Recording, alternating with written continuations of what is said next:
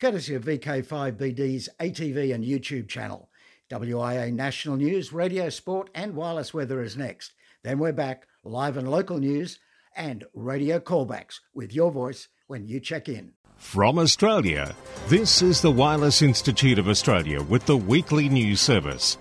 This broadcast is in text, audio and video and is accessed on wia.org.au. Hey, thanks for rolling up not only your sleeves, but to join us here on WIA National News for week commencing October 10, 2021. Implementation of 2x1 contest call signs. ACMA recently conducted a survey seeking the reviews of the amateur radio community on allocation arrangements for 2x1 call signs. After considering the feedback from the survey, ACMA has recommended to the AMC it starts allocating 2x1 call signs based on that the call signs are issued exclusively for amateur radio contests, limited to amateur radio clubs and holders of an amateur operator certificate of proficiency advanced. 2x1 call signs will be issued for a period of 12 months and the allocation process commences at 10 a.m. the 13th of October 2021. And you know what? That's not long to wait after all this time. When Facebook and Insta went down, ham radio didn't. Amateur radio, keeping people in contact since 1901. Bruce, VK3FFF, will have more on this when he slips behind the mic a little later in this WIA National Newscast. WIA President Scott Williams, VK3KJ, speaks up on the upcoming WIA AGM and conference, the Oceania DX contest, and our social position. ACMA has released the 5-year Spectrum Outlook document covering the 2021-2026 financial years. WIA Director Greg Kelly with this later. And Peter, VK4NBL, joins us now via DMR. Good morning, this is Peter, VK4NBL. Well, at least I'm here virtually, but physically in the beautiful Murray Bridge part of South Australia. But who cares where we are when there's amateur radio? DMR is digital mobile radio, a fantastic worldwide amateur radio version of RF technology. If you haven't tried it yet, you're in for a big surprise. Last Tuesday evening we ran the 3rd anniversary of the Australian DMR net. There were 75 check-ins, and I would like to thank everyone who took the time to call in. There they were from all around Australia. Don't forget, we're here on Talk Group 5 every Tuesday night. Come and join us on Australia's biggest digital voice network. It's been a real pleasure to hear you all call in and join the fun. This has been Peter, VK4NBL, for WIA News. Thanks, Pete. And now to Scott, WIA President. Many thanks, Graham, and good morning to all listeners of the WIA broadcast. And wherever you are in Australia, or in fact overseas, I hope this announcement finds you safe and well in these very challenging times. I'll be short and sharp this week with just a couple of quick messages on behalf of the WIA board. Firstly, the board has confirmed that the 2021 annual general meeting, to be held on or around May or June in 2022, will be held next year as a virtual event. In addition to the AGM, a proposal has been submitted to hold a half-day online or virtual conference to replace the proposed face-to-face conference. The board believe the online conference represents a wonderful way for the amateur radio community to re-engage and enjoy some topical presentations.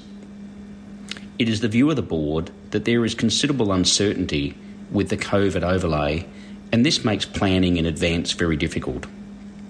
Please look out for announcements in the near future, and we'll be sure to promote the event through all the normal mediums.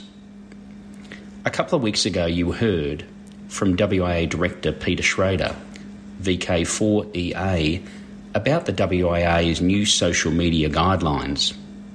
This has been approved by the board, and we're just planning the rollout of this as we speak.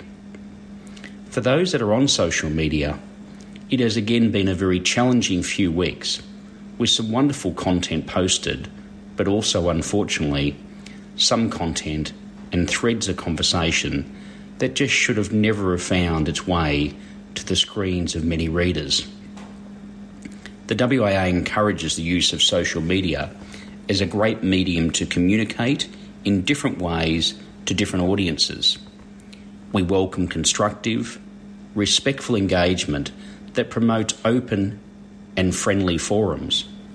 We do not support any content that is posted that defames, vilifies, is offensive or unlawful. In regard to the WAA social media channels, these will be moderated, with many comments deemed by the administrators to be inappropriate or not in the spirit of amateur radio to be removed. On a final note, it was wonderful to see so many people on the air over the last weekend for the sideband Oceania DX contest. I understand there has been a record number of logs already received, with over 1,000 logs already submitted, and they continue to be uploaded. There was also over 100 DXCC countries active. Operators across the country reported some favourable conditions, with contest station VK4KW reporting some great propagation on 10 metres to the east coast of America. It was also great to see so many new operators competing for the very first time. Don't forget that this weekend is the CW Oceania DX contest, which concludes at 0600 UTC on Sunday. So, all those CW operators, make sure you jump on air and support the contest. That's it for me this week. I'm going to jump on air myself and try and see if I can make a few contacts. Stay safe and well, and best wishes, Scott, VK3KJ. Hello, this is Greg, VK2GPK, with this week's board comment. On September 29, the ACMA released the latest iteration of their 5-year spectrum outlook, FYSO 2021 to 2026. The Australian Communications and Media Authority is Australia's radio frequency spectrum manager, responsible for managing the radio frequency spectrum to promote the long-term public interest derived from its use. The FYSO is ACMA's primary spectrum management document. It is released each year to provide a broad overview of trends that affect spectrum management and the factors used to inform ACMA's spectrum planning and allocation priorities. The FYSO outlines ACMA's priorities for the next 5 years. It includes a detailed annual work program with activities and milestones, in this instance for the 2021 to 2022 financial year. ACMA have also released the submissions they received in response to the draft FYSO consultation, as well as ACMA's responses to those submissions.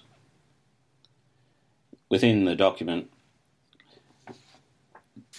ACMA refer to the amateur service as a long-standing user of radio frequency spectrum, with a range of bands made available to qualified amateurs.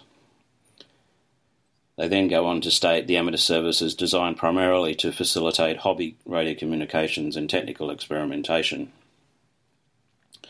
And I have to say I take exception to the use of the word hobby, as that doesn't align with the ITU definition, nor does it align with the definition of the amateur service within Australia in the legislation. In this section, they say that the amateur-related work program is multidimensional, where they support the amateur service through planning arrangements that recognise the requests of amateur radio operators to access frequency bands while balancing other demands for the spectrum. They also refer to their preferred approach to authorise the operation of non-assigned amateur and outpost stations under a class licence, that they will assess these submissions they have received against their objectives for review against their preferred option. They also state that they are aware that many amateurs continue to be interested in operating their stations at a higher power limit, pending implementation of the outcomes associated with the review licensing arrangements. ACMA state they are examining the feasibility of and options for higher power licensing. They then go on to state they'll consult with the amateur community on any regulatory changes that may ensue.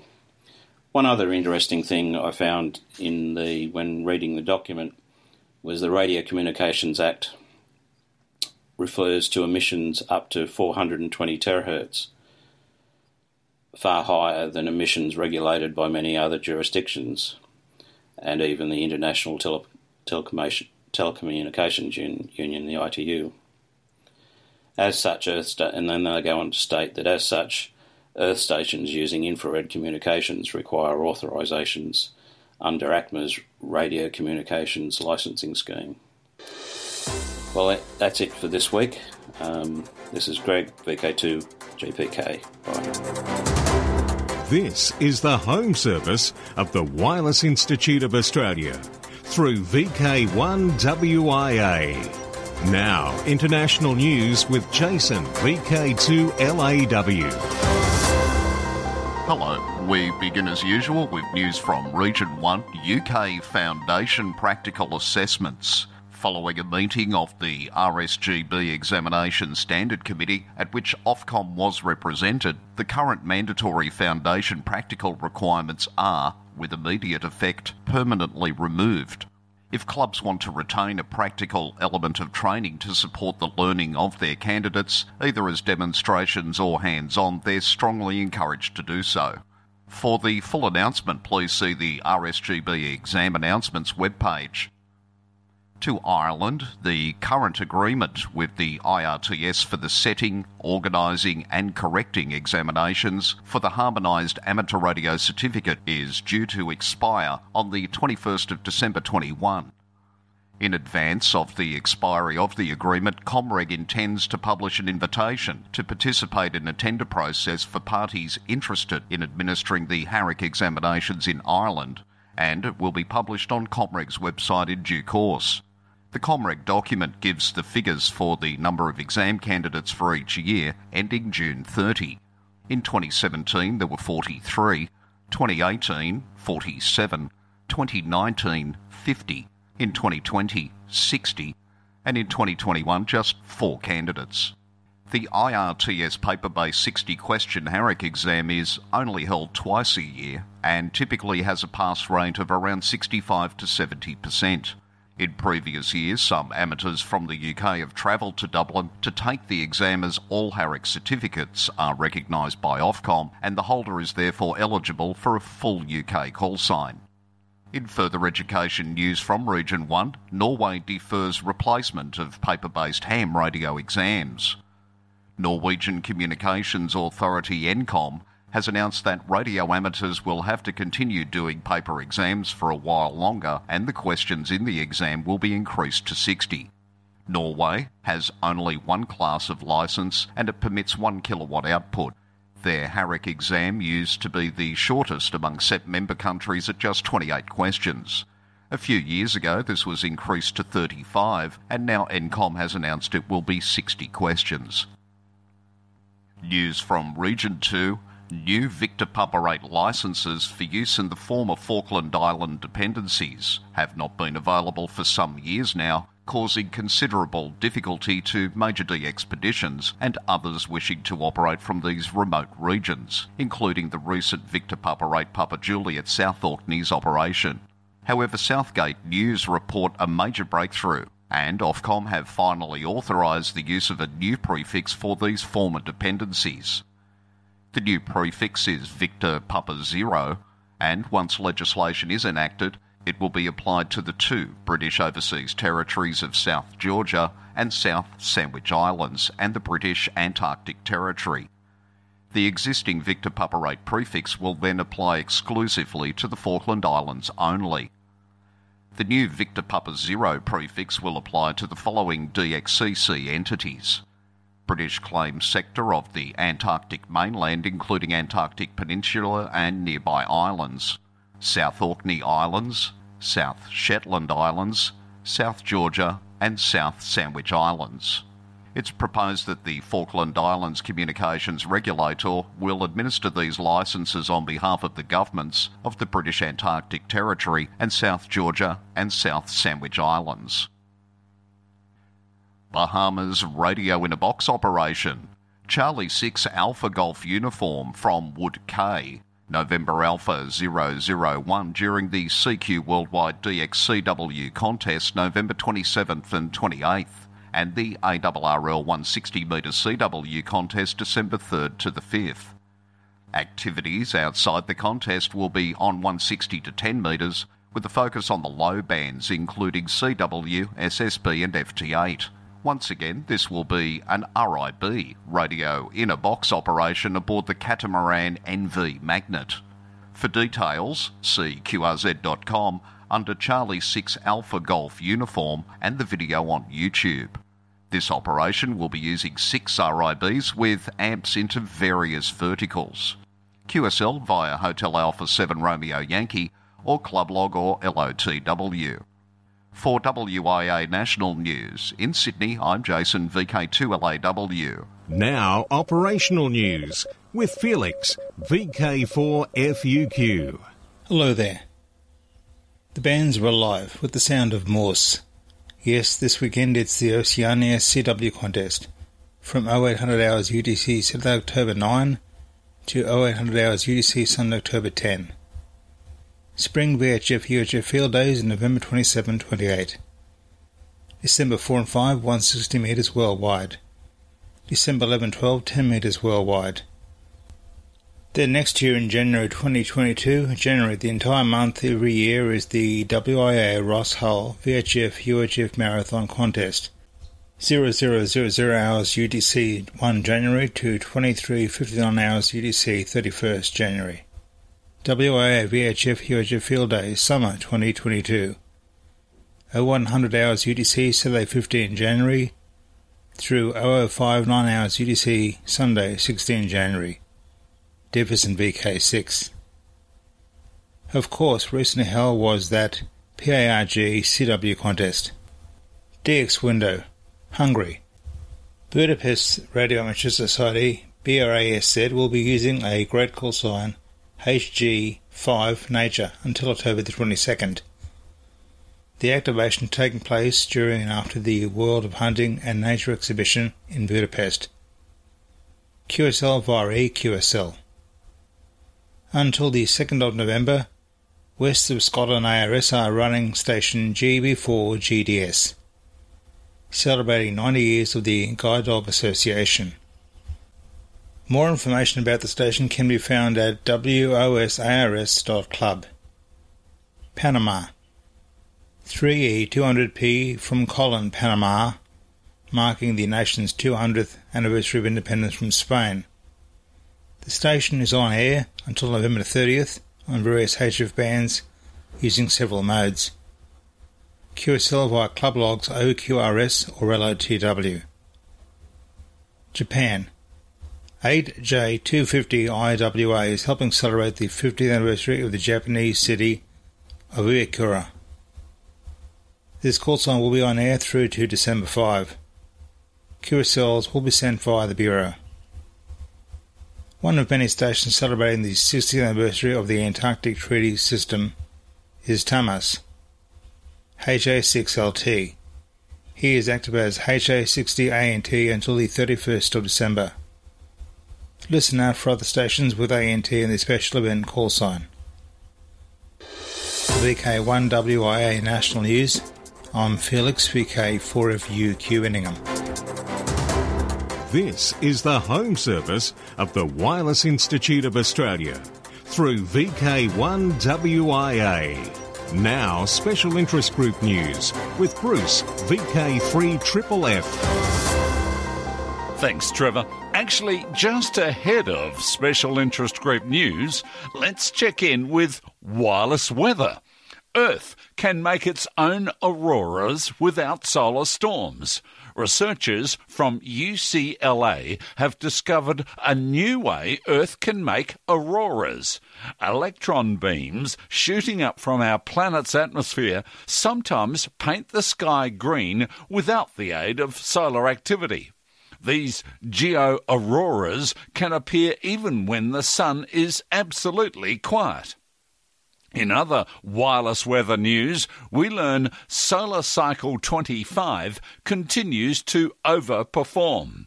Sunspot counts for September 2021 were the highest in more than 5 years. And for the 11th month in a row, the sunspot number has significantly exceeded the official forecast. The sun has a mind of its own, though. Higher than expected sunspot counts suggest a stronger cycle, with a peak occurring in late 2024 instead of mid-2025. This is good news for the aurora watchers, but maybe not so good for the internet. OK, to special interest groups, Summits on the Air, worldwide flora, fauna program, Parks on the Air and other adventure groups.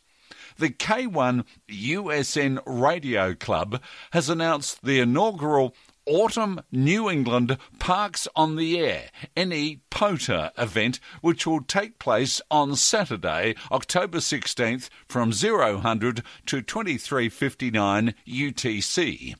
The goal is to have one group or individual operator at as many parks on the air as possible. The K1 USN Radio Club hopes this will become an annual event.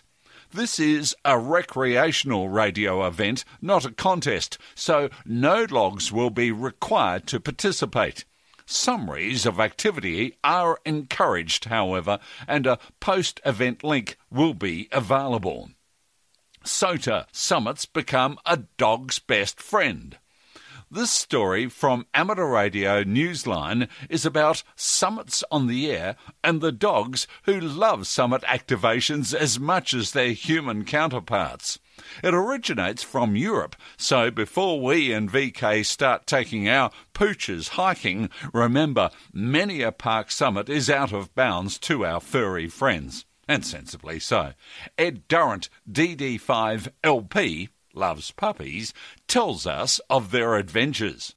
A recent photo gallery called SOTA Dogs on Summits was so popular when it first appeared online on the SOTA Reflector website that a second edition surfaced this year. This new pack of SOTA dogs includes Yuri and Vinny, with Vinny the elder statesman of the mountain for Martin OE3 VBU. There's Zoe, avid radio hound of Jeffrey KX6I, and even a SOTA puppy in training, introduced by proud radio buddy Stuart KB1HQS. The mountain goat of the bunch turns out to be a mountain sheep, a lamb named Norrit, born last May and rejected by his mother. Norrit says bar instead of bark, but he and his friend John, EA3BV, are likely to have some summit adventures that are likely wild and woolly. For Amateur Radio Newsline, I'm Ed Durrant, DD5LP. That's DD5 loves puppies. Worldwide special interest groups, Final Frontier. The 2021 AMSAT 39th Annual Space Symposium and General Meeting has been renamed in honour of Dr. Tom Clark, K3IO, Silent Key, Director Emeritus and President Emeritus of AMSAT and Amateur Radio Satellite Pioneer. K3IO died September 28th. He was 82. The 2021 AMSAT Dr. Tom Clark K3IO Memorial Space Symposium and Annual General Meeting will be held virtually on Zoom on October the 30th. AMSAT members must register to attend via AMSAT's member portal. The 2021 AMSAT Dr. Tom Clark K3IO Memorial Space Symposium will also be available to the general public as a live stream event on AMSAT's YouTube channel. Please join AMSAT to celebrate the many contributions of Dr. Tom Clark K3IO and the exciting opportunities of amateur radio in space. Worldwide Special Interest Groups, IOTA. OC073, Minamai Torishima. Be looking for Take JG8NQJ to once again be active as JG8NQJ JD1 from Marcus Island, Minamai Torishima, OC073 for 3 months until mid-December. He is there to work on the island's weather station. activity will be limited to his spare time. Usually he'll be mainly on 17 metres but may try 40, 30 metres and will also be on 20, 15, 12, 10, 6 metres using CW, possibly RTTY. QSL the Bureau via home call JG8NQJ. The logs for the IOTA Contest 2021 island stations have been added to the IOTA database and are available for QSO matching. Record holders who have made IOTA contacts in an IOTA contest after 2003 can claim credit for them without submitting QSLs, provided that the contact details match. Worldwide Special Interest Groups Radio Scouting. Jota Joti takes place from the 15th to the 17th of October. Hundreds of scout and guide stations take part, including many from over in Ireland, so VK troops, get your ears on.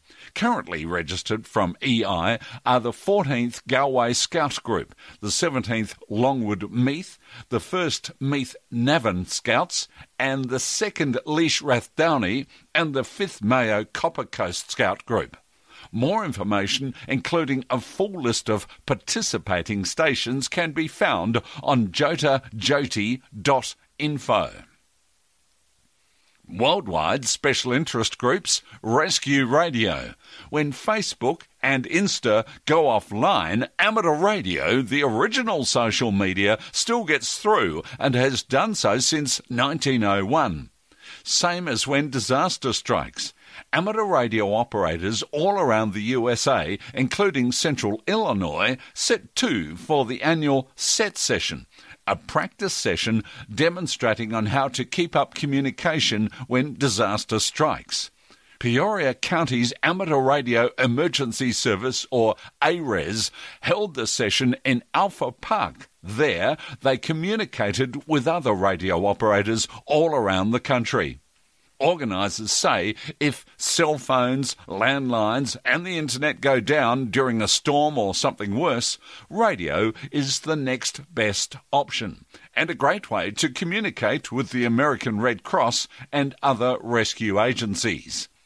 Emergency communicator Richard Holtman said, "This gives us an opportunity to get out and get some real-world practice out in the field with our equipment and our people practicing various techniques that are used." Holtman added, radio was especially important during the November 2013 tornado that hit Tazewell County, as it allowed for much quicker communication with the Red Cross when phone systems were out of commission. Worldwide Special Interest Groups, IOTA. Congratulations! The IRTS, the Irish Society, are congratulating Megan, EI5LA, on the successful completion of her licence examination. Megan is only 14 years old. Here in VK, we wish her the best success on the bands. Megan joins a growing number of young ops in EI, and with the quality training from the National Shortwave Listeners Club, along with support from the IRTS, we expect to see this number to grow. Over in the USA, 2 years ago, Kanushi Desai, always an inquisitive youngster, decided to join the Jefferson Middle School Electronics Club. The then 6th grader took an immediate liking to the activity. She started learning more and more and soon got her older sister, Jashvi, interested. She started learning from Kanushi. Today, the pair of sisters are proud owners of amateur radio licences after passing both the FCC Technician Class and General Class Amateur Radio exams. Kanushi is 13 and now an 8th grader at Jefferson. Big sister Jashvi, 18, is 3 weeks into her freshman year at Princeton. Both credit Dennis Clipper, a community volunteer in the local ham radio club, for piquing their interest in a hobby they plan to continue well into adulthood. I'm Bruce, VK3 Triple F in sunny Bendigo. News, talk and radio sport. Here with VK1 WIA. Well, there we be. The 2021 social scene is next. VK6, it's Perth Tech, October 23. In VK4, it's the 122 gigahertz testing and tune-up day. 10 a.m, October 24 at Redcliffe and District Radio Club.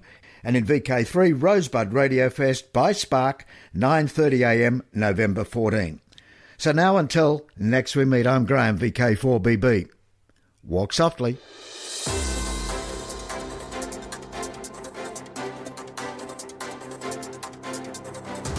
From Australia, this has been the Wireless Institute of Australia with the weekly news service. This broadcast is in text, audio and video and is accessed on wia.org.au.